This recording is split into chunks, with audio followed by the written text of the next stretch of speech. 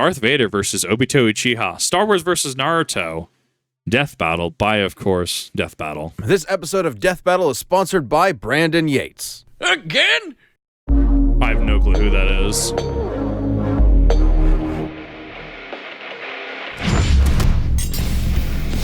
Darth Vader, Dark Lord of the Sith. Obito Uchiha, secret leader of the Akatsuki. Prime examples of how you could die a hero or live long enough to become a villain. He's Wiz and I'm Boomstick. And it's our job to analyze their weapons, armor, and skills to find out who would win a death battle. A long time ago, in a galaxy far, far away, the Iron Fist of the Galactic Empire ruled everything. All thanks to the super powerful super murderer Darth Vader. But beneath his spooky mask lay the husk of former nice guy Anakin Skywalker. As a child among the harsh wastes of Tatooine, Anakin longed to one day free his fellow slaves as a heroic Jedi. Lucky for him, he met Qui-Gon Jinn, a Jedi who believed little Annie was the chosen one and would bring balance to the Force. No pressure, right? So he took him under his wing to become the papa he never had. Or so was the plan, until...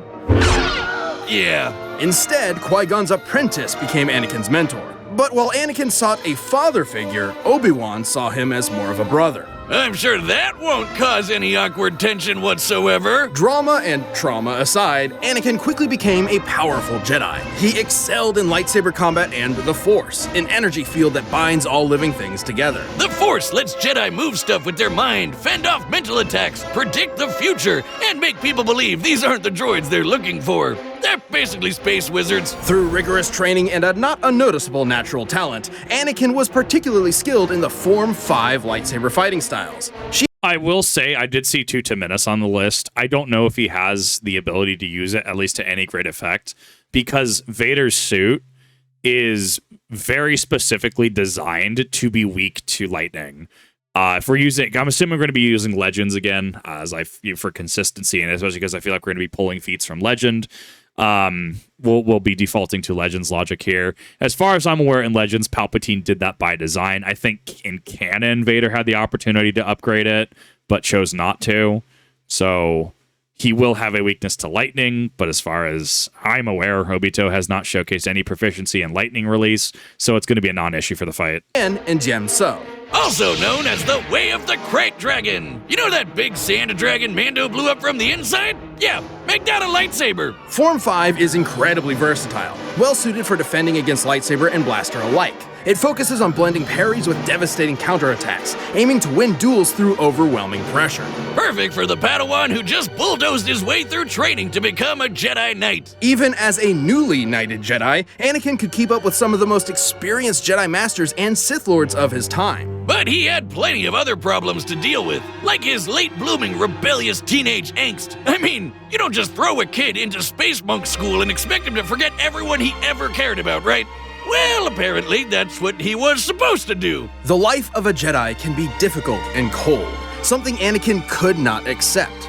And so, rather than let his secret wife die in childbirth, he was seduced to the dark side through the promise of power. And so began his Jedi kill streak, until Obi-Wan gave him a glorious lava bath. How refreshing. But thanks to his new Sith Master Palpatine, our young warrior was saved, reborn, rebuilt. He was now Darth Vader.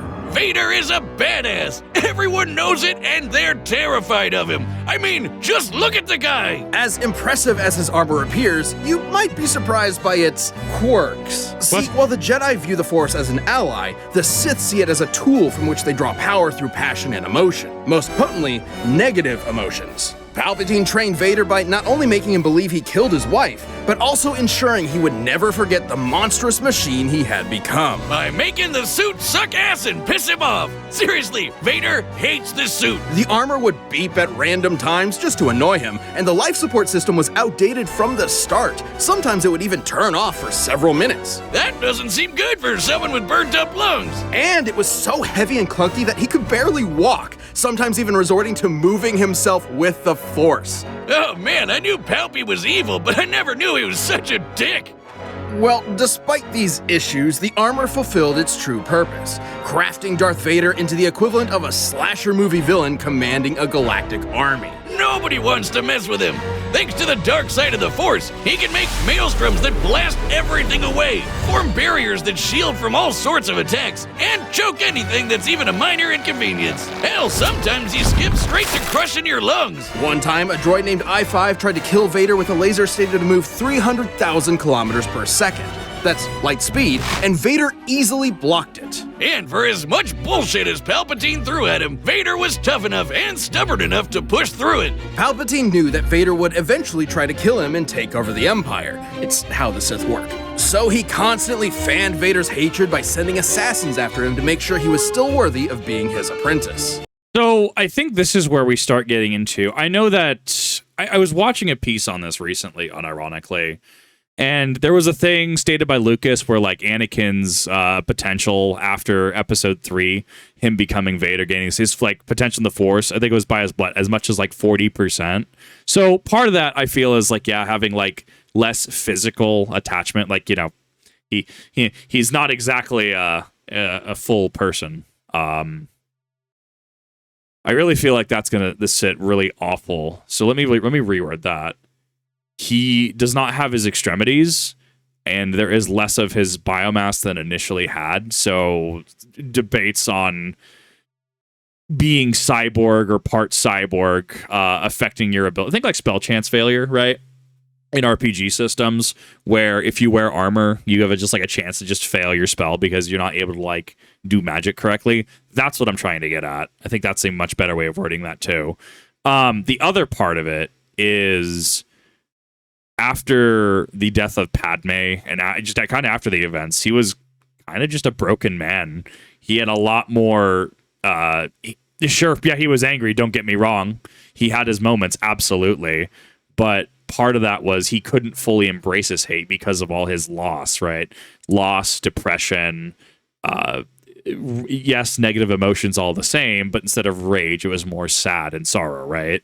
So that also, from what I understand, led into his use in the Force being diminished. Oh, that's nothing! One time, he blasted off most of Vader's robo-limbs, destroyed his armor, dropped him back on the lava planet, and told him to make his way back without the Force. An impossible task, yet one Vader accomplished. Yeah, because he really, really, really wants to kill Palpatine. And that hatred is apparently useful in keeping Force wielders alive, and has sustained many Sith in conditions that would otherwise kill them. I'm sorry, Liam Neeson. Should have hated a little more. Vader has killed hundreds, possibly thousands of Jedi, including Obi-Wan himself. He's fought entire armies on his own, and even taken on monsters the size of mountains. He's so unstoppable, an assassin droid hired to kill him quit the job because he calculated that Vader was impossible to kill. That is actually a really good point, chat. The only hate he embraced was hate for himself, right? That's really a lot of...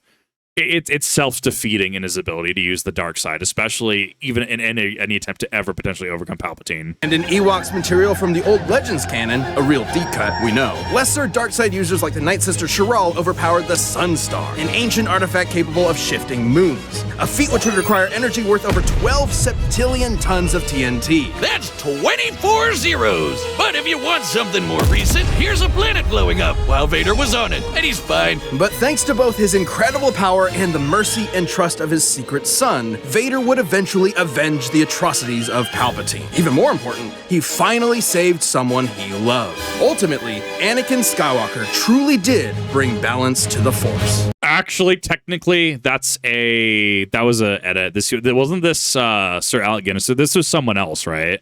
No, Sir Alec Guinness was Obi-Wan. I'm sorry. There was another actor? This being this Anakin was a more recent edit, which is actually why the Star Wars special editions, right, came under fire because Lucas kind of took some edits to it. Yeah, this was the DVD cut. Yeah, as it turns out, the one that you're most familiar with is, I don't want to say effectively retcons, but like they've been modified since their initial debut. And Lucas has come under fire for doing some of that.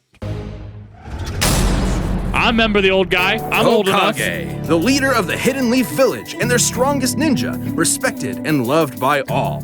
Though few have attained this title, many have strived for it. One such striver, sadly lacking in parents, wanted to both help people and be acknowledged by the rest of the village. And what better way to do that than having your face carved into a mountain? If you think I'm talking about Naruto, guess again! This is the story of Obito Uchiha! Obito unfortunately lacked the natural talent for ninja arts attributed to his Uchiha bloodline. So he signed up for ninja school and eventually joined a team with his rival Kakashi, his crush Rin, and their leader Minato. Where do you think I could get into a ninja school like that? I love that he's 5'11", exactly the same height as me, which would make an actual inevitable Obito cosplay incredibly doable. Not one that teaches you to harness this form of chakra, a limited form of physical and spiritual energy that exists inside all human beings and, naturally, can be weaponized. He can use it to run up walls and make clones of himself, but even better, blow shit up! This is ninjutsu. Among its many techniques include elemental attacks, and the Uchiha specialize in... I could see giving him earth and water release. I don't necessarily agree. Okay, maybe even wind, I guess. Oh, hold up. No, let me think about this for a second. Post Rinnegan, technically he would have access to all 5 nature releases. He does have wood release because of his Hashirama DNA, right? The Hashirama cells that were grafted onto him, thus giving him access to wood release, which wood release is a Kekkei Genkai combining earth and water. So I guess hypothetically, yeah, he would have all 5 nature releases, at least all 5 basic nature releases. And then he has the 6 path powers on top of that. Human path, Preta path, animal path, Naraka path, Preta path, and Deva path, right? He has access to all of those. All things fire. Big fireballs, small fireballs, waves of fire, columns of fire. You name it, they've got it. So when Ninja World War III came along, it totally made sense to get this fire ninja involved at the age of 11. Yikes! Well, lucky for Obito, he had one more secret weapon up his sleeve, eye socket. The Sharingan! The Sharingan grants extremely precise vision, allowing someone to see the flow of chakra, predict an enemy's attacks, cast a variety of genjutsu illusions, and even break out of said illusions. Too bad he didn't get to use the red eyes much. Like 10 minutes after he got the damn things, he got smushed under a big rock. What a way to go! But since he wasn't expecting to use his super eyes anymore, he handed one off to Kakashi. And then he died. The end! Just kidding! Miraculously, Obito survived long enough to be rescued by another Uchiha, the legendary Madara. Madara granted Obito a new body, regenerating the limbs he'd lost. You're probably thinking, oh, what a swell guy. Except he was not! Madara was brewing some plans for world domination and needed a pawn to carry them out. So he tricked Obito into watching Kakashi kill Rin, making him fall victim to the Uchiha's curse of hatred. Within the Uchiha clan, there exists an ideal of being extremely devoted to love. It has been speculated that if a particularly powerful Uchiha loses someone important to them, that love will be replaced with an all-consuming hatred. This is how Obito awakened his Mangekyo Sharingan. Or Red Eye 2.0. The Mangekyo gave him a new jutsu called Kamui. With it, he can suck his foes into another dimension and leave them there to die. He can even hide weapons in there until he needs them, like his gun-by fan. But even better, he can phase through stuff. Well, not quite. Kamui gives Obito the power to move through objects in a manner that's similar to the common phasing superpower akin to the Flash or Kitty Pryde. In reality, it's much more complex, as Obito is actually teleporting parts of his body into the Kamui dimension whenever they overlap with other matter. Yeah. See, there's his body parts right there. I could actually, the blurb in the top right that was saying it's kind of subconscious, I could actually see that being kind of a subconscious thing, thus responding faster, because it's like, you don't have to automate your own breathing. You're welcome. Or you don't really feel your tongue in your mouth until you think about it, and then it's not automated anymore, right? So kind of making more of like an autonomous nervous system or like automated process would make it a lot more fluid. I would agree with the data books on that, actually. Well, if it looks like a duck and talks like a duck, it's phasing. Heads up! Yeah! Quack. Way later on, he also got another super eye. Man, he's really swapping these things around like a Prime sub on Twitch. Yeah. This Rinnegan grants Obito the power of the 6 paths, giving him some nifty abilities like controlling gravity with the Deva path, ripping out souls with the human path, and summoning giant monsters with the animal path. Which he is confirmed to have. Yes, he is confirmed to be able to do that. Don't let anyone tell you otherwise. He does make mention of this in the actual manga, except he doesn't use them because, oh, well, you've already fought Pain, so therefore it would be a waste of time and energy. With all of the awful stuff he'd gone through, Obito realized that the ninja world was corrupt to its core. His dream of everyone being happy and working together was never gonna happen. I love that So shot. instead, he agreed to carry out Madara's Giga Brain plan to control everything. Donning masks and multiple personas, he recruited a number of rogue shinobi to form the Akatsuki terrorist group and kicked off Ninja World War IV, all to revive the monstrous Ten Tails. I know what you're thinking. Wasn't the whole point of this to stop war in the first place? And that's a very good question. Funny how that happens. Anyway, the Ten Tails! A living mass of near inexhaustible chakra, the Ten Tails possesses tremendous power. It can create massive thunderstorms and hurricanes, multiple clones of itself, and the devastating tailed beast bomb. Forget bomb! That's basically a super nuke! This chakra ball is so explosive, it can eclipse continents and reduce mountains to dust. Comparing the surface area of this blast to the surrounding mountains, dispersing that much mass within a fraction of a second must have yielded a kinetic energy worth over 13 septillion tons of TNT. That's 24 zeros! Again, Obito wanted that power for himself and was willing to throw hands with anyone to get it. He's held up against master ninjas like Kakashi, Minato, and even Naruto in his monster energy drink form, which could outmaneuver the fastest attack from the light-speed Raikage. And he far surpassed all of them when he finally sealed the Ten Tails within himself, becoming its Jinchuriki. This little makeover. So this is actually one of those that is very interesting when you go to play, like, I don't know, like the Naruto Storm games, like Naruto Storm 4 and Naruto Storm Connections, as this is base Jubi Obito.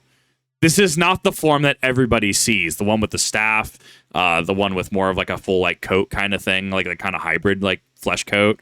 It's very interesting because I've seen multiple times like official Naruto media skip over this part entirely. It goes directly into the Ten Tails coffin seal and into full powered Jubi Obito. It's really weird to me. I mean, I guess to be fair, this is one of those things you could shortcut as well because this is still Obito grappling with just the weight of the Ten Tails, right? And trying not to lose himself with the Ten Tails power inside of him and thus having to stitch back together the photo of himself, right? And thus evolving into like self-actualized Jubi Obito. So I don't know, just one of those weird things that like notice how many times you see this in official Naruto media.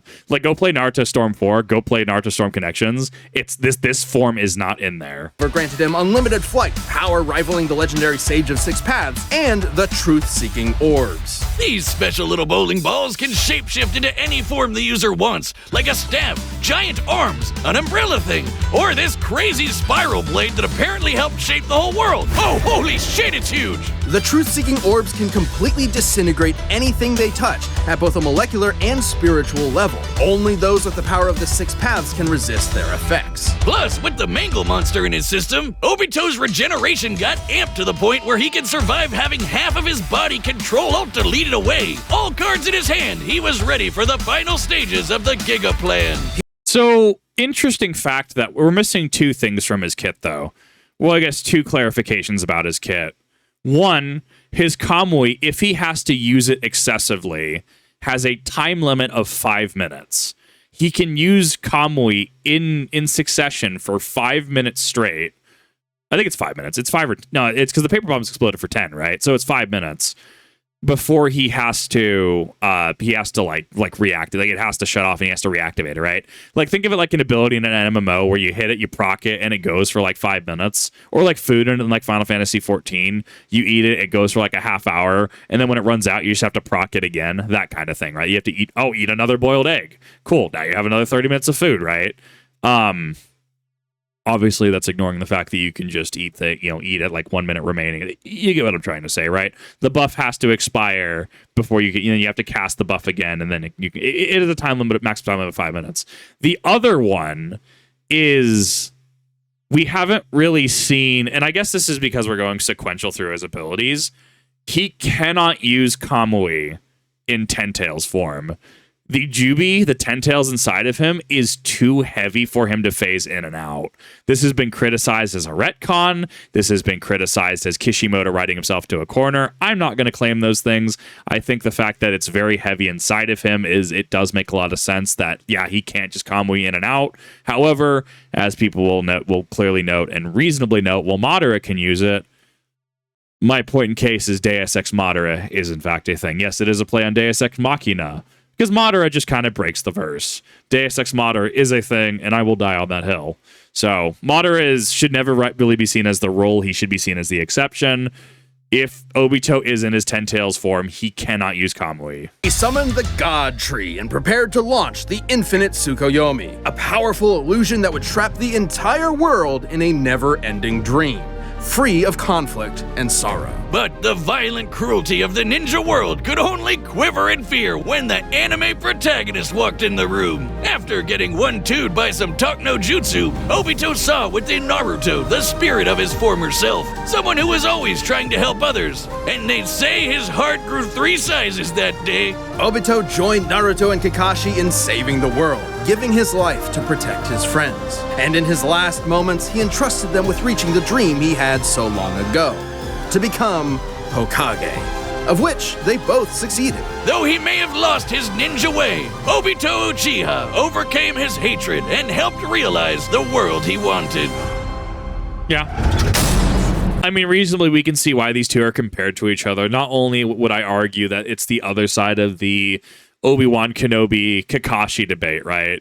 These are both students whose who kind of lost their way. They were led astray. They have a deep hatred for themselves and arguably the world around them. You can kind of see the parallels between these. I think that if we're going with, I think I'm going with Vader on this one. Obito does have a battlefield removal. He can either, if I remember correctly, he can either suck himself up, like he can phase parts of his body in and out, but he can't, in order to suck something else in, he can't suck things in around him. We actually see this during the Guy, Killer Bee, Kakashi, Naruto versus Obito and the Jinchuriki, right? So it was like every time when he was about to touch Naruto, Guy's nunchucks went right through his head, and then the Kamui wasn't able to actually go through to try to suck Naruto into the Kamui verse because it was currently saving Obito from getting game ended by making part of his head pass through into the Kamui dimension, right? So we're going to run into a situation where, I mean, I'm a little surprised. I'm sure they'll save it for the post-action. Kamui having a set amount of time, especially if they're going to evolve up in Jubi Obito. Kamui's going to be a non-factor there. Vader's not going to be susceptible to Genjutsu because, like Obi-Wan, the Force is a thing that's external, therefore can disrupt his own energy to snap him out of Genjutsu. Vader's not going to be fast enough to avoid it, but I want to figure out how they deal with Kamui. If Vader can deal with Kamui, he'll be able to survive. Because if he survived Mustafar, he's going to be able to survive like the bomb blast dance, right? Or any fireball jutsu Obito can throw at him, realistically. It depends if Obito is given the ability to summon the Jinchuriki with the black chakra rods, or summon Tailed Beast to his aid, summon the Ghetto statue. I think there's a lot of factors going in here. That's kind of my pre-action. I think this is going to be in Vader's court. But let's see where this goes. Again? He can't keep getting away with it. He won't.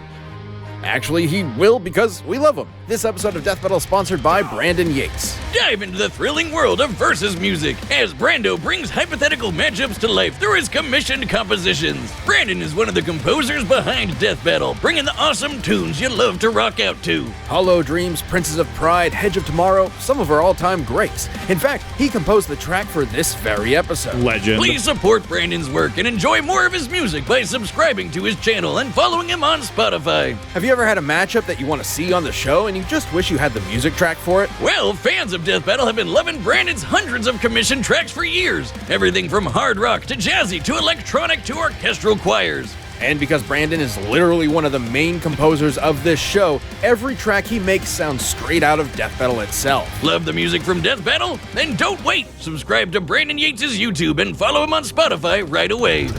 I dig it. I love the ad read. I love this. This is what I like to see from advertisers, right? Or this is what I like people working together. businesses, entities, people working together. I actually really liked this. I'll have to check out his backlog.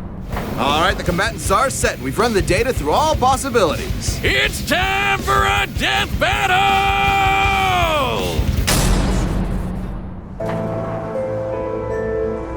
Okay, we're going straight into White sense your Mask. fear, your anger, and a power. I will be taking it. That power will save this cursed world. You'll have to pry it from my cold, dead hands. Then you will die.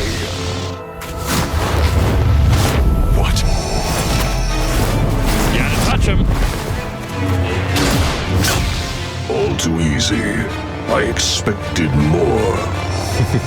I won't disappoint.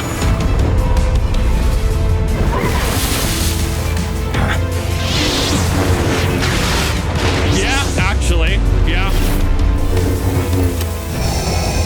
And he's already accounted for Kamui.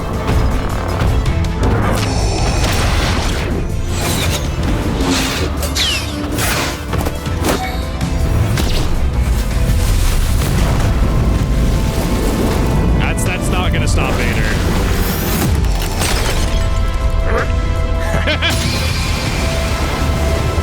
Was that a Porcelain Leaf reference? Nice!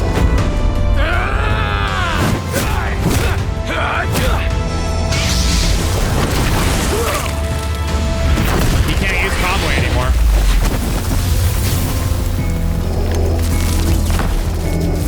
You've lost your humanity as well. On the path of the dark side, it is inevitable.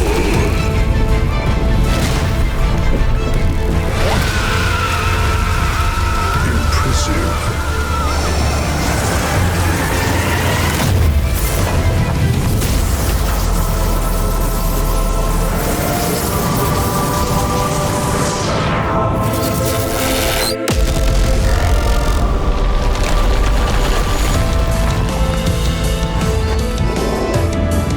No.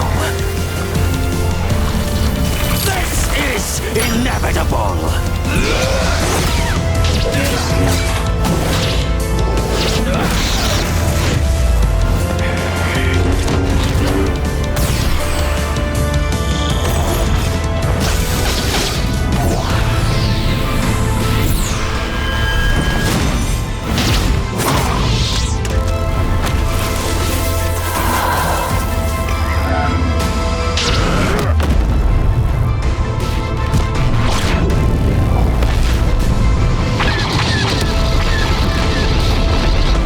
Accept this gift and die. Too late.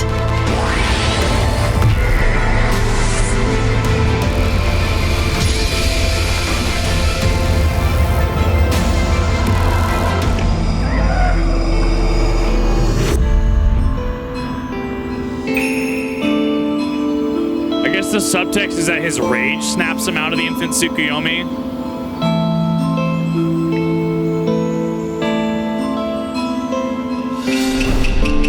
You are liberated from hell. Find peace in the next life.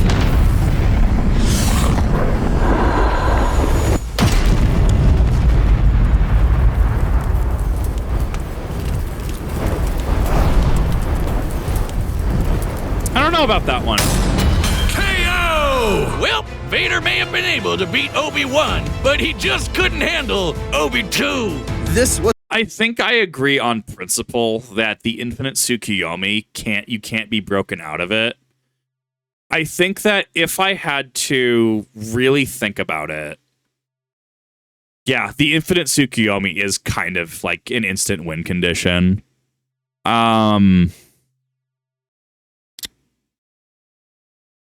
I think I agreed with, being able to deflect a lot of things. Lightsaber gets rid of his Goonbai really quickly, thus he's not able to harness any sort of wind release or power up with flames in any capacity. Vader tanked exactly what I felt he should have. That did make a lot of sense.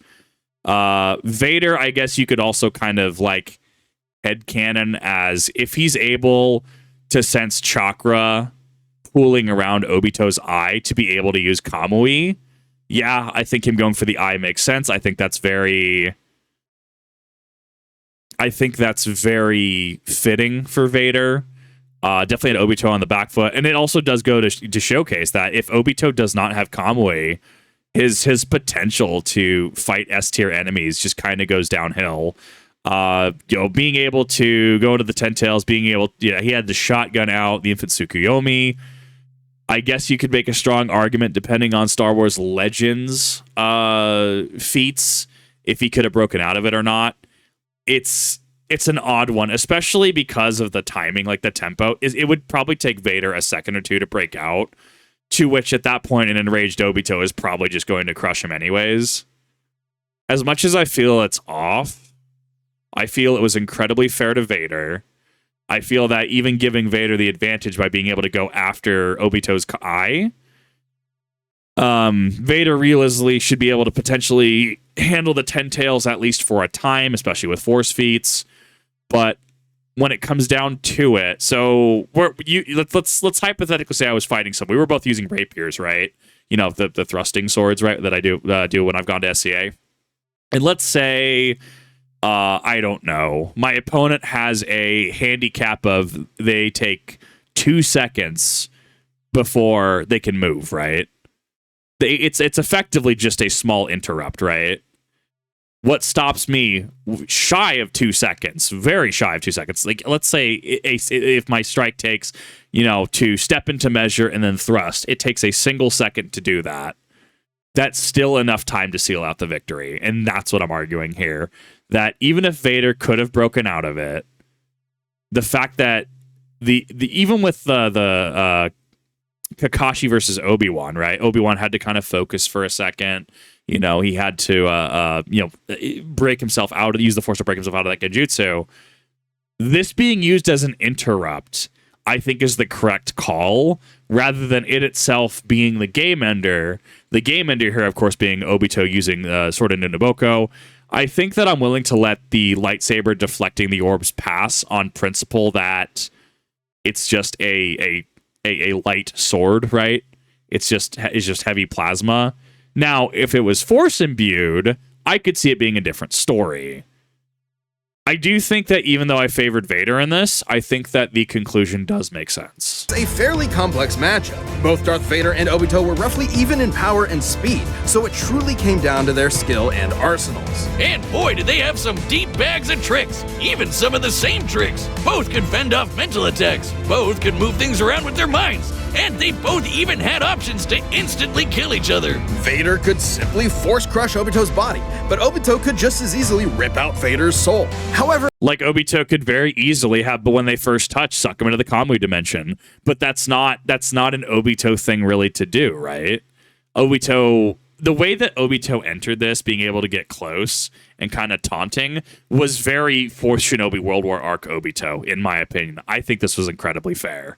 Obito had a few more impressive options available to him, edging out just enough to earn a win. For starters, Kamui made Obito extremely difficult just to touch, let alone injure. And as a Jinchuriki, he could regenerate from half of his body getting destroyed. While the dark side could help Vader survive extreme conditions, it obviously can't regrow limbs. Plus, thanks to his wide array of jutsu, Obito would eventually overwhelm Vader. While chakra may normally be a limited source of energy, unlike the Force, the Ten Tails provided Obito with an unlimited supply. And since chakra is both spiritual and physical energy, this means Obito would be able to fight on indefinitely. Last but not least, Vader's preference for lightsaber combat means that he'd be up close and personal with Obito, right? Which left him vulnerable to getting disintegrated by one of the many truth-seeking orbs, or even worse, sucked up into the Kamui dimension. Yeah, don't forget about that. Force does not exist across dimensions such as hyperspace, but Kamui specifically disconnected from other realities and obviously not associated with the Star Wars universe, providing little reason to assume the Force would exist within it. I don't think I've ever considered this. I'd have to go have somebody clarify from Legends or try to deep dive. What happens if someone from Star Wars is just isekai'd to, I don't know, maybe like because like the Yuzhong Vong, right? They don't have the Force in their galaxy, or I guess they did potentially, but then they didn't anymore because I think they got rid of it or they killed it or something. Oh, there's a lore dive there. I apologize. I don't know enough about it. I mean, yeah, the Gododama did take out his arm. And even if kyber crystals are naturally infused with the Force, it depends on the interaction of the Force versus the Gododama. Like the Gododama, I keep saying, and it's true, they literally kind of make or break certain logic because of what they do and how they interact with it. Not only would he have no way out, he probably wouldn't even be able to tap into the Force while stuck there. Game over. Have fun starving to death, I guess. Wonder how long you can feed on hate. Darth Vader may have had a tenacity that few others could match, but against Obito's similar might, busted regeneration, and overwhelming range of abilities, there was no escape. In the end, Vader's victory just wasn't meant to be. The winner is Obito Uchiha. I actually like that they made this victory without Kamui, because Kamui doesn't even become a talking point here. Thanks for watching. Stay tuned, we have a new death battle releasing every 2 weeks this year. And click the join button to get new perks and extra content. Planet level members even see death battles before anyone else, so don't miss out. Yeah, I think I agree with them. I think I agree with the outcome here. As much, and to be fair, definitely bias, right? Being a Naruto fan, playing the CCG for a number of years. Sure, you can say that I have stake in this. I felt I've tried to be pretty fair. As I said, yeah, sure, Kamui was kind of a thing at the beginning, but they did write it out in the battle by, Vader literally slashing the eye. So I think that was a smart decision because it takes Kamui out of it in its entirety. And I think I really like that about how they wrote that. Permeates everything in the Star Wars universe. The Vong just lost the ability to manipulate it. I think that, I don't know, the Gododama interacting with a lightsaber, I think I'm fine with the lightsaber deflecting it. I mean, if there was a physical manifest, like if Vader, I don't know, casted like a force fireball, or like he's done, I think in a couple Legends instances, I know at least one, where he's actually used force lightning because he was amplified on some planet. Yeah, reasonably, I think the Gododama would probably be able to deal with that, eat that, right, nullify it, potentially. But, I mean, Vader's just, using effectively just telekinetic powers and stuff like that. Tutaminis being able to, shrink a 10-tails Bijudama down to size, blow it up.